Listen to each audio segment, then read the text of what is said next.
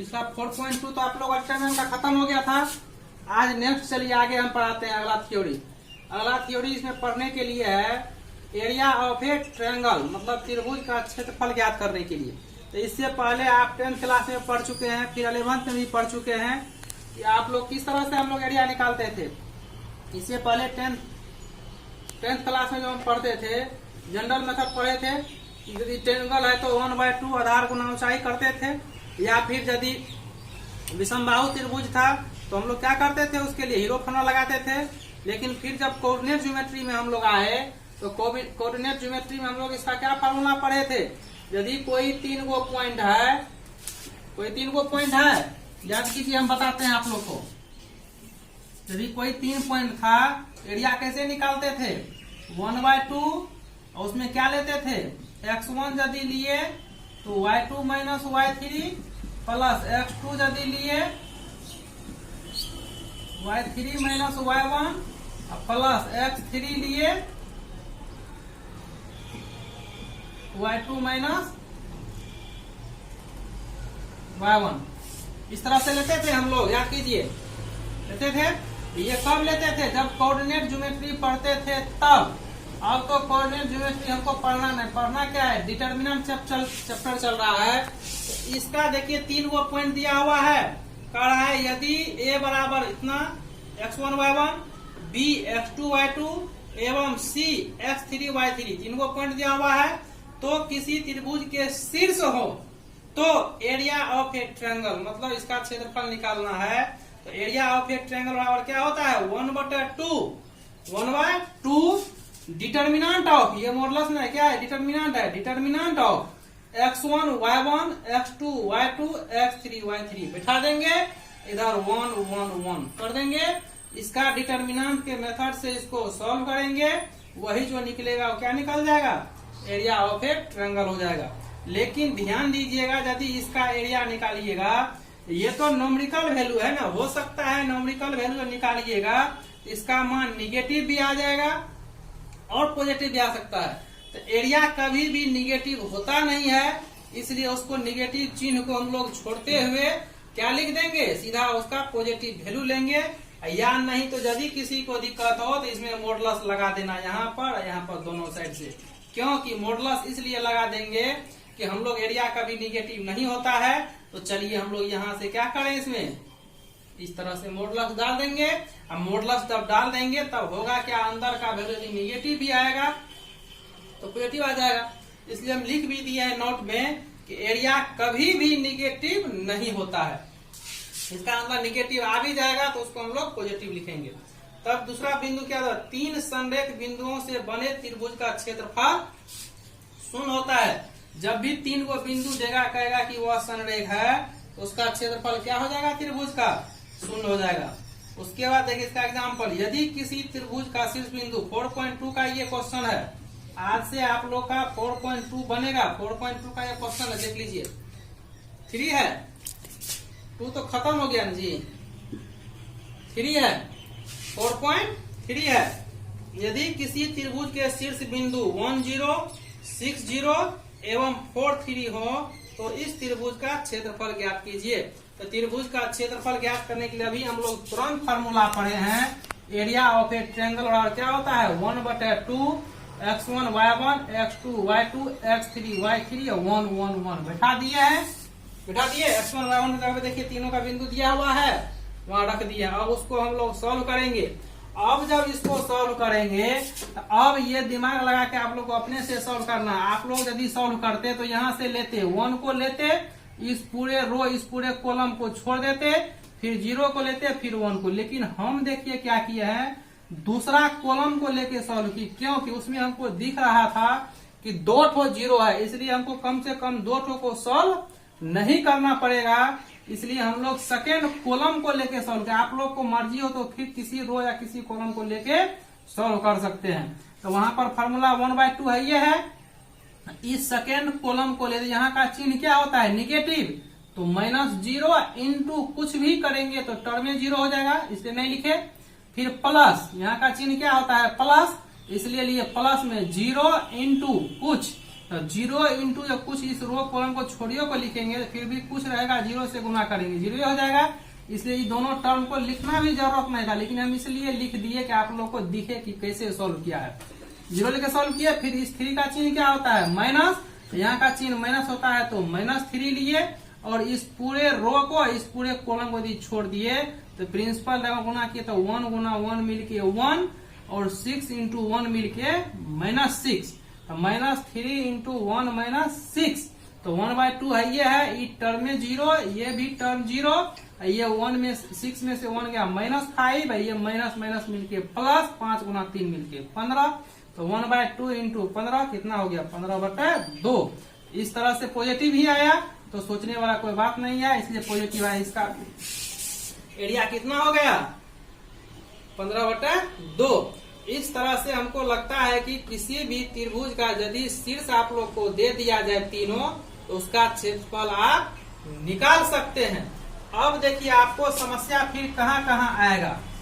ये तो यदि डिफरेंट टाइप का आप बुक बनाइएगा तो डिफरेंट टाइप के बुक में डिफरेंट टाइप का प्रॉब्लम रहता है, तो वो आपको देखिए किस तरह से हम पढ़ाए हैं एरिया ऑफ ए ट्रायंगल, लेकिन करेगा क्या, आपको कोई चतुर्भुज दे देगा, आयत दे दिया, आयत का क्या करेगा चारों वर्टेक्स दे देगा, ए दे दिया, बी और सी, बी तीनों दे देगा, x1 y1 x2 y2, सी देगा x3 y3, ई देगा x4 y4 दे दिया। अब कहेगा find the area of A square या रेक्टेंगल। अब कहेगा सर तो पढ़ाए हमको एरिया ऑफ ए ट्रायंगल, तो अब इसका हम एरिया कैसे निकालेंगे। तो यदि इसका एरिया निकालना हो तो कहीं से आप इसको मिला दीजिए, एक डायगोनल डाल दीजिएगा, डाल दिए। अब देखिए ये ए बी डी एक अलग त्रिभुज हो गया और ये बी सी डी एक अलग त्रिभुज हो गया। त्रिभुज के फॉर्मूला से इसका एरिया निकाल लीजिएगा, फिर इस त्रिभुज के फॉर्मूला से इसका एरिया निकाल लीजिएगा और दोनों के एरिया को जोड़ दीजिएगा। इस तरह से आप किसी भी चतुर्भुज का एरिया निकाल सकते हैं। यदि यहाँ पर आपको समांतर चतुर्भुज ही दे दिया जाए,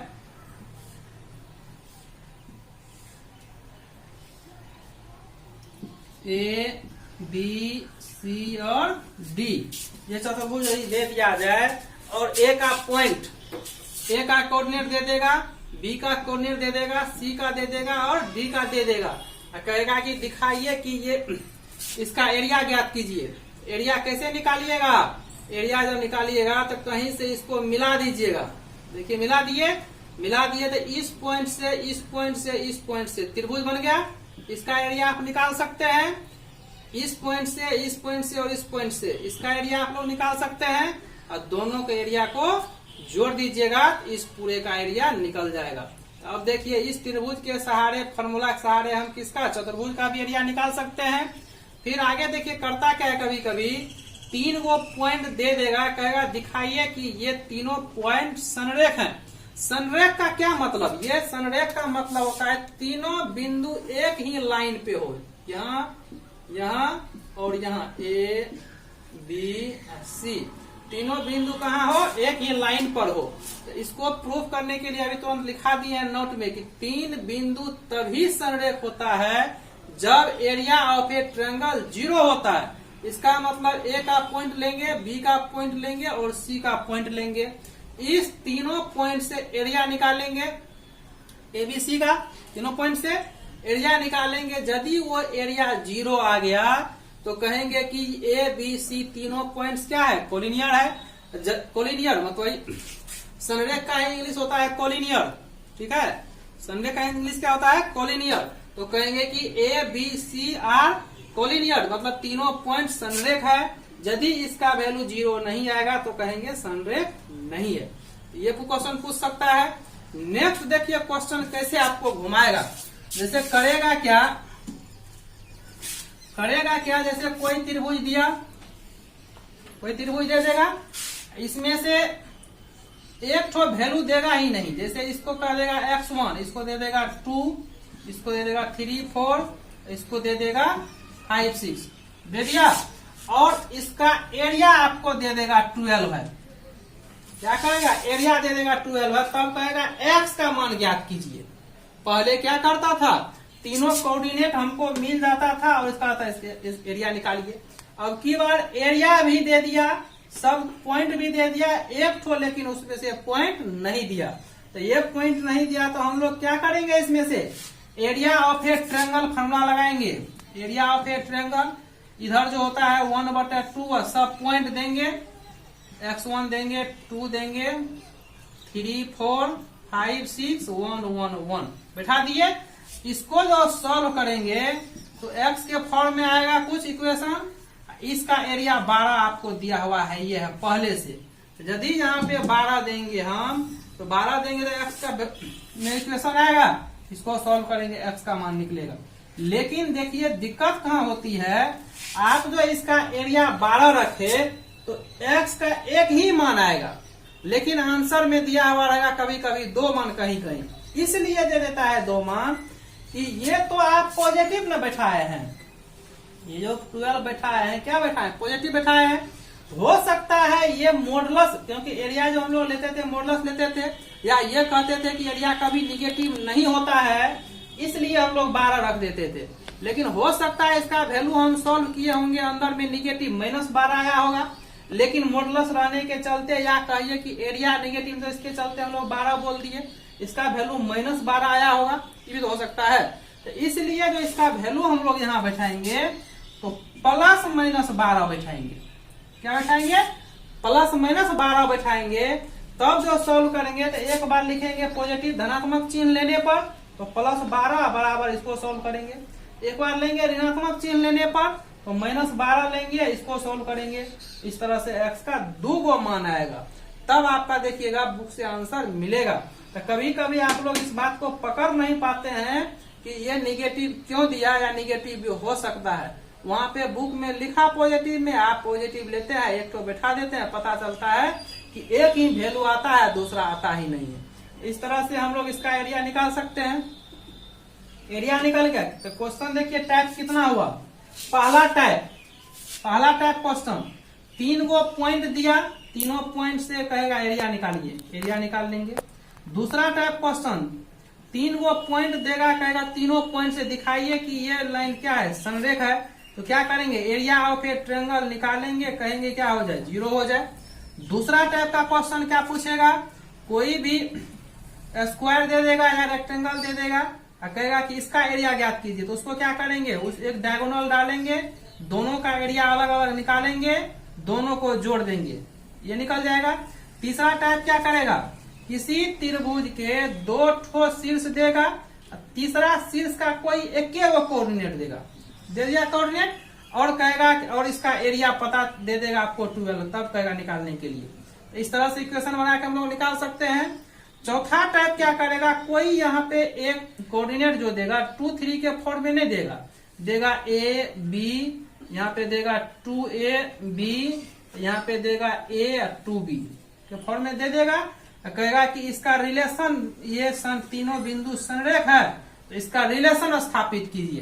तो हम लोग यदि इसका क्या करेंगे, यदि रिलेशन स्थापित करने के लिए कहेगा तो एरिया ऑफ ए ट्रायंगल का फॉर्मूला लगाएंगे, कहेगा कि संरेख है, तो क्या करेंगे, उसको 0 करेंगे और 0 करके देखेंगे A और B को एक तरफ और बाद बाकी सबको एक तरफ करेंगे, तो उसमें कुछ ना कुछ रिलेशन आएगा, वही आपका आंसर दिया हुआ रहेगा। इस टाइप से यदि आप इस पूरे टाइप को, जितना टाइप अभी हम आपको बोले, इस सभी टाइप को आपको दिमाग में यदि सेट हो गया होगा, तो इस कितना है 4.3 का सारा क्वेश्चन आपसे बनेगा। एक भी क्वेश्चन ऐसा नहीं होगा जो आपसे नहीं बनेगा। तो इतना पढ़ने के बाद, ये थ्योरी देने के बाद इसको ठीक से दिमाग में सेट कर लीजिए। इस वीडियो को 1 बार 2 बार 3 बार करके पढ़िएगा। उस वीडियो को देखने से आपको पता चलेगा कि क्वेश्चन कैसे बनता है। तब वीडियो को देखने के बाद सारा क्वेश्चन बनाइएगा, आपसे सबका सब क्वेश्चन बन जाएगा आसानी से। यदि एक आध में किसी कारण से सॉल्यूशन यदि गलती हो जाए, वो जो नहीं बनेगा तो ये मत समझिएगा क्वेश्चन नहीं बना, वो है क्या, आप कहीं ना कहीं जोड़ घटाव में, माइनस प्लस में, चिन्ह में गलती कर दी है, जिसके चलते आपका आंसर नहीं आया है। तो उसको एक बार दो बार चेक कर लें या पुनः उसको फिर से बनाएं, आपका आंसर जरूर आएगा। फिर भी यदि नहीं आता है तो कमेंट बॉक्स में जाके आप कमेंट कर दीजिए, उसमें लिख के भेज दीजिए कि सर ये क्वेश्चन नहीं बन रहा है, तो फिर इसको हम देखेंगे। लेकिन यदि कल तक में आप लोग नहीं लिख के भेजते हैं तो हम ये समझेंगे कि आपका सारा क्वेश्चन बन गया है, तब फिर हम नेक्स्ट इसके आगे जो होगा माइनर एंड कोफैक्टर, बहुत ही इंटरेस्टिंग टॉपिक है, क्योंकि माइनर और कोफैक्टर जब समझ में नहीं आएगा तो फिर आगे जो आपका एडजॉइंट ऑफ मैट्रिक्स है, इनवर्स ऑफ मैट्रिक्स है, वो सब एक भी समझ में नहीं आएगा। उसके लिए माइनर और कोफैक्टर को समझना बहुत जरूरी है। इसलिए नेक्स्ट क्लास जो होगा वो माइनर और कोफैक्टर का होगा।